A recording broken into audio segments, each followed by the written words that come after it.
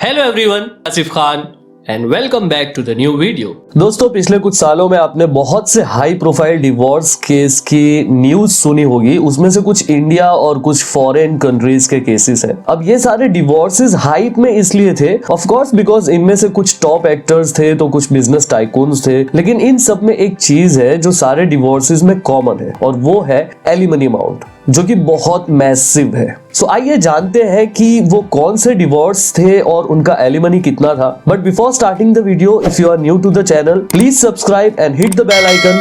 Okay, let's start.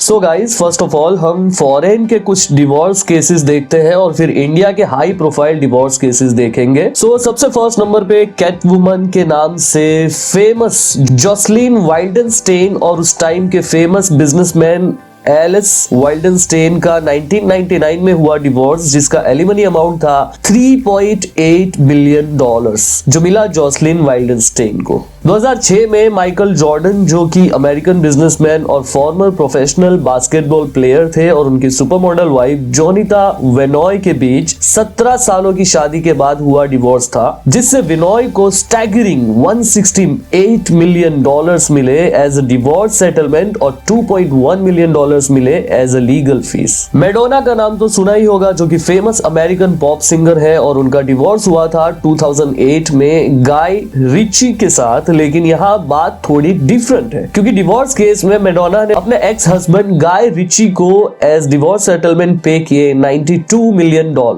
फिर 2010 में American professional golfer Tiger Woods का डिवोर्स हुआ और उन्होंने अपनी एक्स वाइफ को $100 मिलियन पे किए एज डिवोर्स सेटलमेंट। और फिर 2019 में हुआ वर्ल्ड का one of the biggest divorce, जिसका सेटलमेंट अमाउंट था $38.3 बिलियन, और ये डिवोर्स था नन अदर देन हमारे प्यारे अमेज़न के जेफ बेजोस भैया का। और उनके बाद 2021 में हुआ था आई थिंक अब तक का सबसे बड़ा divorce. If I am wrong, correct me in the comment section. So वो सबसे बड़ा डिवोर्स था बिल और मिलिंडा गेट्स का, और इसका एलिमनी अमाउंट था $76 बिलियन।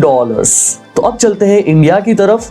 सो फर्स्ट नंबर पे आता है बॉलीवुड के मिस्टर परफेक्शनिस्ट आमिर खान और उनकी एक्स वाइफ रीना दत्ता का डिवोर्स, जो कि हुआ था ईयर 2000 में, और एलिमनी अमाउंट था 50 करोड़ रुपीस। देन 2004 में सैफ अली खान और अमृता सिंह के बीच डिवोर्स हुआ और सैफ ने पे किए 5 करोड़ एज सेटलमेंट। फिर 2013 में ऋतिक रोशन और सुजैन खान ने अपना डिवोर्स अनाउंस किया और सुजैन ने एज एलिमनी डिमांड किया था ह्यूज 400 करोड़ रुपीस। देन 2010-11 के आसपास इंडिया के माइकल जैक्सन माने जाने वाले प्रभु देवा और उनकी वाइफ रामलता के बीच हुआ डिवोर्स था, जिसमें प्रभु देवा ने रामलता को 2 कार, 2 बड़े हाउस, 2 फ्लैट्स और 10 लाख एज एलिमनी अमाउंट दिया था, जिनकी टोटल वर्थ 20-25 करोड़ के आसपास थी। लास्ट में हमारे one of the favourite couple Arbaaz Khan और मलाइका अरोरा का डिवोर्स था, जिसमें अरबाज ने मलाइका को ऑलमोस्ट 10 से 15 करोड़ एज सेटलमेंट पे किए थे। और फाइनली अभी इंडिया में लेटेस्ट एक बहुत बड़ा high profile divorce case start हो चुका है, जिसमें वाइफ ने हस्बैंड के नेटवर्थ का 76% डिमांड किया है एज सेटलमेंट। और ये डिवोर्स केस है रेमंड कंपनी के सीएमडी गौतम सिंघानिया और कंपनी की one of the board of director और गौतम सिंघानिया की वाइफ नवाज मोदी का डिवोर्स। सी रीजन कुछ भी रहा हो, I am not getting into that. किसी में हस्बैंड गलत होगा तो किसी में wife, but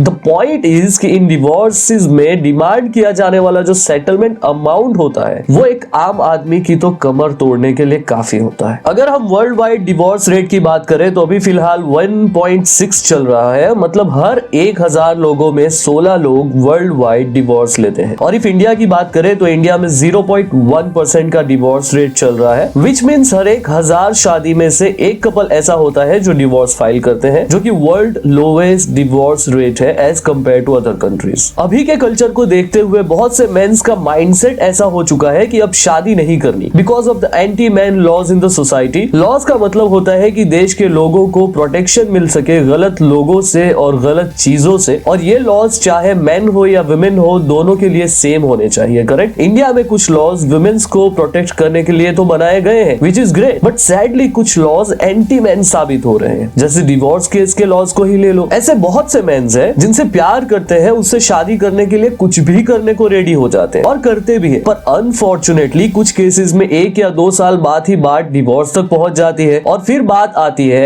heavy alimony amount की। और उस टाइम वाइफ कभी कभी उतना मांग लेती है जिसके बाद हस्बैंड और उसकी फैमिली के पास कुछ बचता भी नहीं है। मैं कुछ ऐसे केसेस भी जानता हूं जिसमें विमेन ने 498 का मिसयूज करके फोर्ज केस फाइल कर देते हैं अपने हस्बैंड और उनकी फैमिली के ऊपर। आप लोगों ने कुछ ऐसे केसेस भी देखे होंगे जिसमें वाइफ ने हस्बैंड के पेरेंट्स को घर से बाहर निकलवा दिया डिवोर्स की धमकी देके। अभी रिसेंटली आपने एक केस के बारे में सुना होगा जिसमें हस्बैंड ने वाइफ को पूरी हेल्प की आईएएस बनने में, और आईएएस बनने के बाद वाइफ ने उल्टा केस कर दिया हस्बैंड और उसकी फैमिली के ऊपर, और अब वो लोग रो रहे हैं, कुछ कर नहीं पा रहे, पूरी तरीके से हेल्पलेस हो चुके हैं बिकॉज वाइफ तो अब पावर में है। और ये जो लॉ का मिसयूज है ना, ये मोस्टली वेल एजुकेटेड लोगों के द्वारा ही ज्यादा किया जाता है, और मेंस कुछ भी नहीं कर सकते ऐसे फोर्स केसेस से बचने के लिए, बिकॉज प्री नप्शियल अग्रीमेंट इंडिया में वैलिड ही नहीं है। प्री नप्शियल अग्रीमेंट मतलब शादी के बंधन में बंधने से पहले हस्बैंड और वाइफ के बीच एक अग्रीमेंट साइन किया जाता है जिसमें दोनों पर्सन की शादी से पहले जो भी एसेट्स और लायबिलिटीज होती है उनको लिस्ट किया जाता है, किस पर किसका हक और किस पे किसकी रिस्पॉन्सिबिलिटी होगी, ये सब डिसाइड किया जाता है। और इन केस अगर शादी के बाद डिवोर्स की नौबत आ जाए तो वाइफ या हस्बैंड एक दूसरे के कौन से एसेट्स में परसेंटेज क्लेम कर सकते हैं। सो इस अग्रीमेंट की वजह से शादी से पहले ही बहुत सी चीजें क्लियर हो जाती है, जिससे फ्यूचर में इफ डिवोर्स जैसा डिसीजन लेना भी पड़े तो किसी को सुसाइड जैसा स्टेप उठाने की जरूरत नहीं रहती। लेकिन ये लॉ अभी यूएस और ऑस्ट्रेलिया जैसी कंट्री में सक्सेसफुली वर्क कर रहा है और इंडिया में ये लॉ अब तक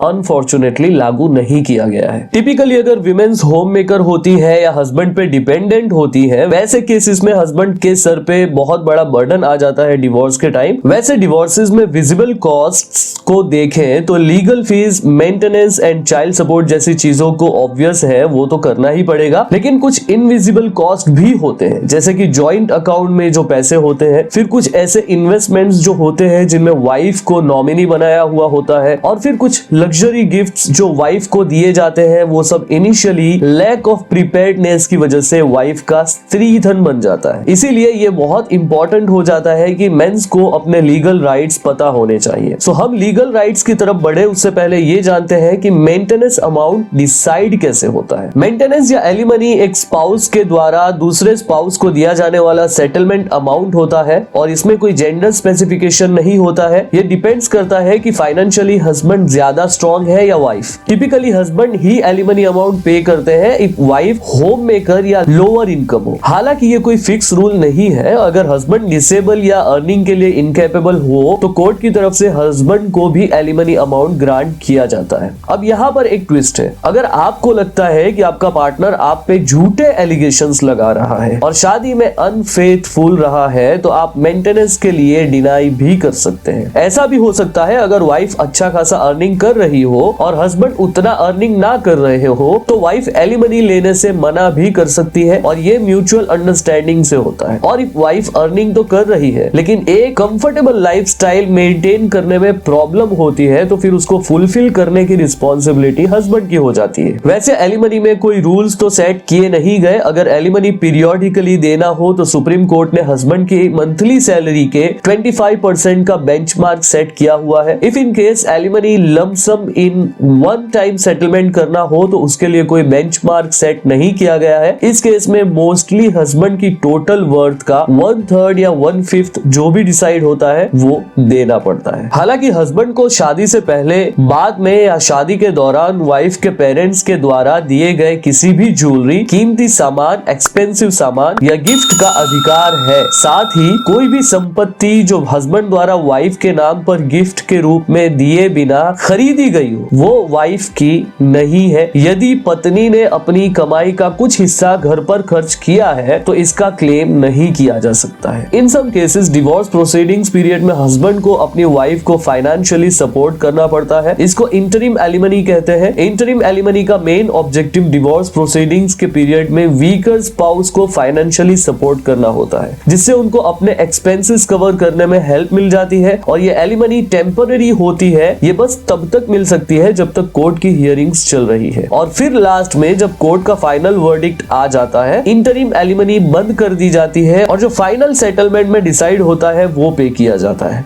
अब फाइनल सेटलमेंट के लिए फैक्टर्स कौन से देखे जाते हैं वो जानते हैं। कोर्ट दोनों पार्टनर्स के फाइनेंशियल सिचुएशन और अर्निंग कैपेसिटी को कंसीडर करती है। अगर हस्बैंड वाइफ से बहुत ज्यादा अर्न करता है या एसेट्स बहुत ज्यादा होते हैं तो एलिमनी अमाउंट हस्बैंड वाइफ को दे देता है। अगर शादी को लंबा वक्त हो गया है तो एलिमनी अमाउंट हायर होगी as compare to shorter marriages. Divorce के बाद दोनों पार्टनर्स फाइनेंशियली सरवाइव भी कर पाएंगे या नहीं, इसके लिए दोनों की एज और हेल्थ कंडीशंस को भी कंसीडर किया जाता है। कोर्ट दोनों पार्टनर्स की इनकम और फ्यूचर पोटेंशियल इनकम को भी कंसीडर करती है, उसकी वजह से भी एलिमनी अमाउंट इफेक्ट होती है। शादी के दौरान जिस टाइप का लाइफस्टाइल और स्टैंडर्ड ऑफ लिविंग एंजॉय किया गया होता है, कोर्ट की तरफ से उसको भी कंसीडर किया जाता है और वीकर स्पाउस को सेम लाइफस्टाइल सस्टेन करने के माइंडसेट से एलिमनी अमाउंट अफेक्ट कर सकता है। कोर्ट नॉन अर्निंग या लोअर अर्निंग स्पाउस के नॉन फाइनेंशियल कंट्रीब्यूशन भी कंसीडर कर सकती है, जैसे होम मेकिंग या बच्चों को संभालना एटसेट्रा। कुछ केसेस में डिवोर्स का जो मेन रीजन होता है उसको भी कंसीडर किया जाता है। मारपीट, मेंटल टॉर्चर, कोई जोर जबरदस्ती जैसे केसेस में एलिमनी अमाउंट काफी हाई हो सकता है। चाइल्ड कस्टडी को लेकर फादर के राइट्स वेरियस फैक्टर्स पे डिपेंड करते हैं, इंक्लूडिंग बच्चे की एज और उसका अच्छा फ्यूचर किसके साथ बेटर हो सकता है, और बच्चे की खुद की इच्छा और स्पाउस की फाइनेंशियल कैपेबिलिटी को भी देखा जाता है। हालांकि बच्चे की कस्टडी के लिए मदर या फादर ऐसा कुछ डिसाइडेड नहीं है इंडियन लॉ में। कोर्ट सबसे ज्यादा बच्चे का भला हो वही देखती है कि बच्चे को कौन अच्छा लिविंग एनवायरनमेंट और अच्छा फ्यूचर दे सकता है। बच्चे की कस्टडी कोर्ट उसको ही दे देगी। कुछ केसेस में पेरेंट्स जॉइंट कस्टडी या विजिटेशन राइट्स का ऑप्शन भी चूज करते हैं, जिसमें दोनों पार्टनर्स डिवोर्स हो जाने के बाद भी बच्चे की परवरिश में एक्टिवली इन्वॉल्व होते हैं और जिस भी स्पाउस के पास चाइल्ड कस्टडी है उसको अपने पार्टनर की तरफ से चाइल्ड सपोर्ट एलिमनी भी मिलती है। Everything depends on mutual understanding also. अब जो वाइफ को एलिमनी देना था वो तो अलग था, बच्चे का मेंटेनेंस अलग से देना होता है जो डिसाइड किया जाता है कोर्ट के द्वारा। इसमें दोनों पार्टनर्स की इनकम और financial capacity crucial role play करती है। अगर आप वाइफ से ज्यादा पैसे कमाते हो तो चाइल्ड की फाइनेंशियल नीड में आपका कंट्रीब्यूशन ज्यादा होता है। एक अप्रोप्रिएट अमाउंट डिसाइड करने के लिए कोर्ट बच्चे का एजुकेशन, हेल्थ, लाइफस्टाइल एक्सेट्रा सारी चीजों को कंसिडर करती है। उसके अलावा डिवोर्स से पहले का बच्चे का standard of living, custodial arrangement, educational and medical expenses, ability to pay, मतलब कि फादर या मदर कितना अमाउंट पे करने के लिए सक्षम है, ये सब भी देखा जाता है। अब ये तो हो गई बात एक नॉर्मल इंडियन कानून की। अब कुछ अलग धर्मों के लॉ जानते हैं कि चाइल्ड कस्टडी के लिए इनके क्या लॉज हैं। So under the Hindu minority and guardianship act 1956 अगर बच्चे की एज 5 साल से कम है तो कस्टडी डायरेक्टली माँ को ही मिलती है। हिंदू लॉ के अकॉर्डिंग फादर को चाइल्ड कस्टडी तभी मिल सकती है जब कोर्ट को लगता है कि माँ बच्चे की कस्टडी के लिए बिल्कुल अनफिट है, अदरवाइज बच्चे की एज को कंसिडर करके भी डिसाइड किया जाता है। मुस्लिम लॉ में सबसे ज्यादा राइट माँ को ही होता है और बच्चे की कस्टडी तब तक उसके पास रहती है जब तक बच्चा 7 साल का ना हो जाए, और 7 साल के बाद फिर बच्चे की खुद की इच्छा और बाकी चीजें देखने के बाद डिसाइड होता है कि बच्चा किसके पास रहेगा या किसके साथ रहना चाहता है। लेकिन लड़की की कस्टडी माँ के पास तब तक है जब तक लड़की प्यूबर्टी तक ना पहुंच जाए, यानी कि बालिग ना हो जाए। अब क्रिश्चियंस में कोई चाइल्ड कस्टडी लॉ बना नहीं है तो ये डिसाइड किया जाता है section 41 of the Indian divorce act 1869। इसमें कोर्ट के पास सारे राइट्स होते हैं कि वो किसको चाइल्ड कस्टडी देना चाहती है। फिर उसके लिए वही सारे फैक्टर्स देखे जाते हैं जो मैंने आपको बताए, और सब कुछ चेक कर लेने के बाद अगर कोर्ट को लगता है कि दोनों पार्टनर्स में से एक भी एलिजिबल नहीं है बच्चे की कस्टडी के लिए तो फिर किसी को नहीं मिलती बच्चे की कस्टडी। अब बात आती है लीगल फीस की। तो लीगल फीस बहुत से से फैक्टर्स पर डिपेंड करती है, जैसे कि complexity of the case, lawyer का एक्सपीरियंस और एक्सपर्टीज, प्रोसीडिंग्स का ड्यूरेशन, लोकेशन, मेट्रो सिटी है या विलेज है, उसके अलावा लॉयर के साथ आपकी जान पहचान है तो उस पे भी डिपेंड करती है legal fees. In case of mutual consent, जहां हस्बैंड वाइफ दोनों डिवोर्स चाहते हैं, उसमें फीस 5,000 से 1 लाख तक होती है। और अगर कॉन्टेस्टेड डिवोर्स होता है, मतलब एक ने डिवोर्स फाइल किया और दूसरा नहीं चाहता, वैसे केसेस में फीस 50,000 से लेके 5-7 लाख तक भी हो जाती है और केस पे भी डिपेंड करता है। उसके अलावा केस हाई प्रोफाइल होता है या लॉयर ही हाई प्रोफाइल हो तो फिर फीस कहां तक जा सकती है वो कोई नहीं जानता। कुछ लॉयर्स फिक्स फी चार्ज करते हैं तो कुछ पर हियरिंग चार्ज करते हैं।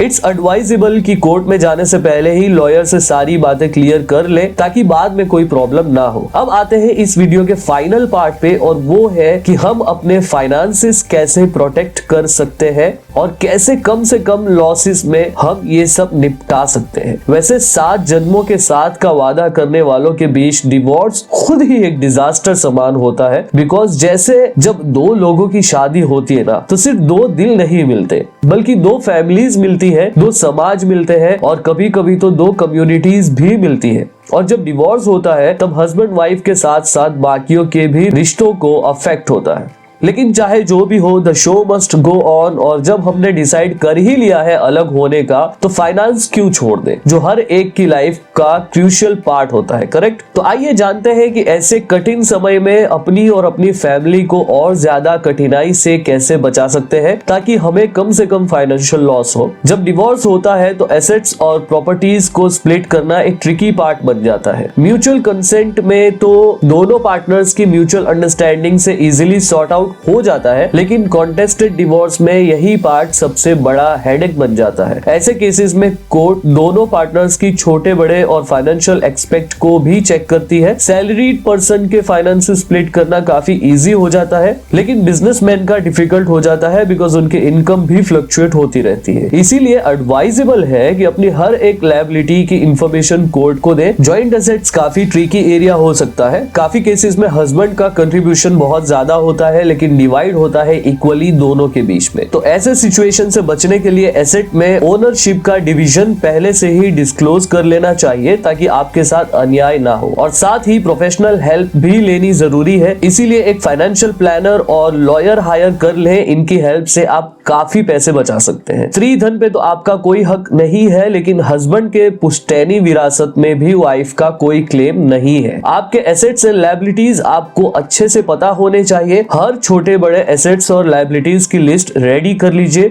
कहां से पैसा आ रहा है, कहां किसका जा रहा है, किसका कितना कर्ज है, एवरीथिंग। और इस मामले को वाइफ के साथ बैठकर पहले ही सब कुछ क्लियर कर ले ताकि कोर्ट में ज्यादा टाइम खराब ना हो। और जैसे ही आपने डिसाइड कर लिया कि बस अब साथ नहीं रहना, अब अलग हो ही जाना है, तो अपने फाइनेंसेस सेपरेट करने स्टार्ट कर दीजिए। जॉइंट अकाउंट से पैसे इंडिविजुअल अकाउंट्स में ट्रांसफर कर लीजिए, नॉमिनी चेंज कर दीजिए, एफडी और इन्वेस्टमेंट्स जैसी चीजों को फोरक्लोज कर लीजिए। अगर कुछ एसेट्स और प्रॉपर्टीज आपके नाम पे है जो शादी से पहले लिया था, सो उनको आप पेरेंट्स के नाम पे ट्रांसफर कर सकते हो। आप बाकी फैमिली मेंबर्स के नाम पे भी ट्रांसफर कर सकते हो, लेकिन वहां ट्रस्ट होना चाहिए। आपकी वाइफ का फैमिली मेंबर्स की प्रॉपर्टीज पर कोई क्लेम नहीं बनता। वैसे प्री नप्शियल अग्रीमेंट तो इंडिया में वैलिड नहीं है, सो आप एक नॉर्मल अग्रीमेंट ड्राफ्ट कर सकते हैं जिसमें आप एज बिजनेस पार्टनर कंसीडर हो सकते हैं, जिसकी वजह से अगर कोई एसेट या प्रॉपर्टी वाइफ के नाम पे भी आपने की होगी तो आपके साथ कोई अन्याय नहीं होगा। करेक्ट?